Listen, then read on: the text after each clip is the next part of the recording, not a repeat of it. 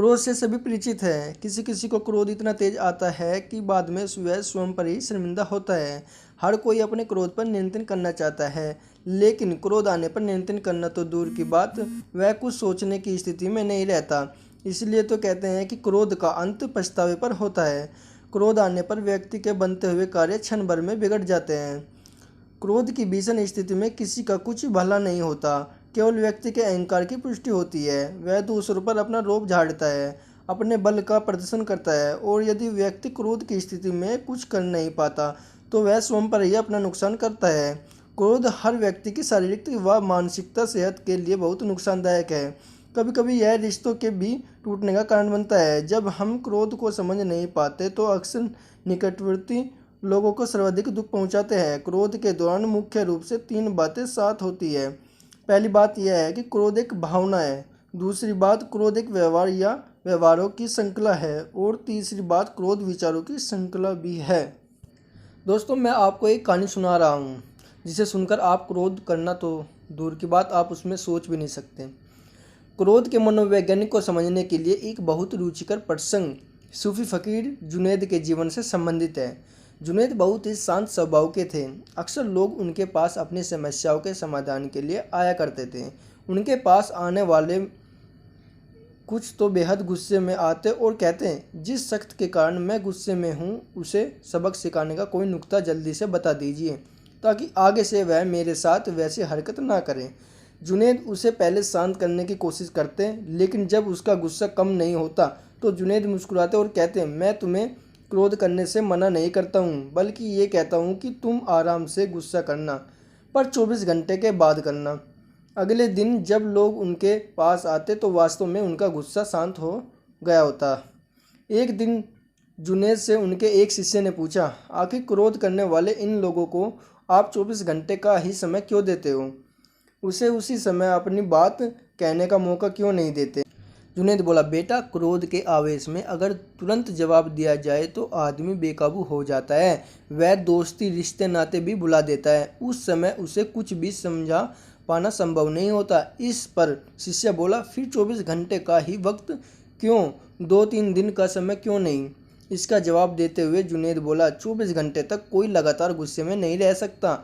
इस दौरान उसे अपने आप अपनी गलती का एहसास होने लगता है। 2-3 दिनों बाद वह अपने कामों में व्यस्त हो जाता है और अपनी गलती भूल जाता है। इसलिए 24 घंटे के अंदर कोई भी व्यक्ति अगर अपने गुस्से पर सोच ले तो वह उसे न सिर्फ काबू कर सकता है, बल्कि दूसरों को भी उसकी गलती का एहसास करा सकता है। क्रोध आने पर हमें स्वयं को समय देना चाहिए। क्रोध के कारण यदि किसी का नुकसान करने का मन हो तो उस पर एक दिन बाद पुनः विचार करना चाहिए। इस बीच अपने गुस्से के सभी कारणों व प्रभावों पर पूरी तरह से विचार कर लेना चाहिए और अपनी मन स्थिति को भी टटोलना चाहिए। जिस तरह व्यक्ति अपने कार्यों को बाद में करने के लिए टाल देते हैं, उसी प्रकार व्यक्ति को अपने गुस्से को भी टालना सीखना चाहिए और इस दौरान क्रोध के कारण मन में उठने वाले विचारों पर गहन मंथन करना चाहिए। क्रोध में नकारात्मक विचारों की श्रृंखला तेजी से उफान लेती है और व्यक्ति को कुछ सोचने समझने लायक नहीं रहने देती। ऐसी स्थिति में एकांत का सहारा लेना चाहिए, मौन हो जाना चाहिए, ताकि क्रोध की उत्तेजित अवस्था में किसी और का अहित ना हो। भगवान बुद्ध भी अपने शिष्यों को क्रोध न करके अधिक से अधिक शांत रहने का पाठ पढ़ाते थे। एक बार गौतम बुद्ध अपने शिष्यों के साथ एकदम शांत बैठे हुए थे। उन्हें इस तरह बैठा हुआ देखकर अन्य शिष्य चिंतित हो गए कि कहीं वे अस्वस्थ तो नहीं है। एक शिष्य ने उनसे पूछ लिया, आज आप इस तरह मौन क्यों हैं? इसी बीच एक अन्य शिष्य ने उनसे पूछा, क्या आप अस्वस्थ हैं? पर बुद्ध ने कुछ भी जवाब नहीं दिया, मौन रहे। इससे शिष्य में चिंता बढ़ गई। सभी अपने अपने हिसाब से सोचने लगे कि बुद्ध के मौन होने की वजह क्या हो सकती है। थोड़ी देर बाद कुछ दूर पर खड़ा एक व्यक्ति जोर से चिल्लाया, आज मुझे सभा में बैठने की अनुमति क्यों नहीं दी गई? सभी चौंक कर उसकी ओर देखने लगे। इस सबसे प्रभावित भगवान बुद्ध ध्यानमग्न बैठे रहे।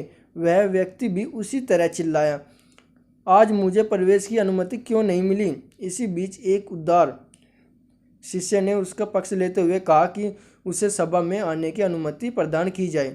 बुद्ध ने आंखें खोली और बोला, नहीं, वह अस्पर्श हैं, उसे आज्ञा नहीं दी जा सकती। यह सुनकर सभी शिष्यों को आश्चर्य हुआ। बुद्ध उनके मन का भाव समझ गए और बोले, हाँ वह अस्पृश्य है। इस पर कई शिष्यों का एक साथ कह उठे, पर हमारे धर्म में तो जात पात का कोई भेदभाव नहीं, फिर वह अस्पृश्य कैसे हो सकता है। तब बुद्ध ने स्पष्ट किया, आज वह क्रोधित होकर आया है। क्रोध से जीवन की एकांत भंग होती है। क्रोधी व्यक्ति मानसिक हिंसा करता है, इसलिए वह अस्पृश्य होता है। उसे कुछ समय एकांत में ही खड़ा रहना चाहिए।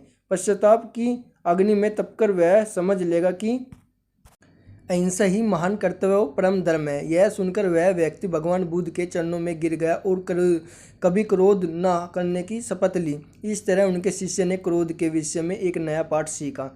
हमें भी क्रोध आने पर मौन एवं एकांत का सहारा लेना चाहिए, अन्यथा इस अवस्था में किसी का भी कुछ भी अहित हो सकता है। क्रोध मन की अवस्था का एक उफान है जिससे हमारी ऊर्जा का बहुत नुकसान होता है। जैसे दूध उबलने पर उसकी मलाई बर्तन से बाहर गिर जाती है, ठीक इसी तरह क्रोध की अवस्था में हम अपनी ऊर्जा को अन्यथा परिस्थितियों की तुलना में अधिक गंवाते हैं। इसलिए यथासंभव अपने क्रोध पर नियंत्रण करके शांत रहना सीखना चाहिए, अन्यथा समय बीत जाने पर पछताने के अतिरिक्त और कुछ नहीं साथ रहेगा। दोस्तों, हमारी इन बातों ने आपको कैसा महसूस किया है, कृपया करके कमेंट और लाइक शेयर एंड सब्सक्राइब जरूर करें। Thank you.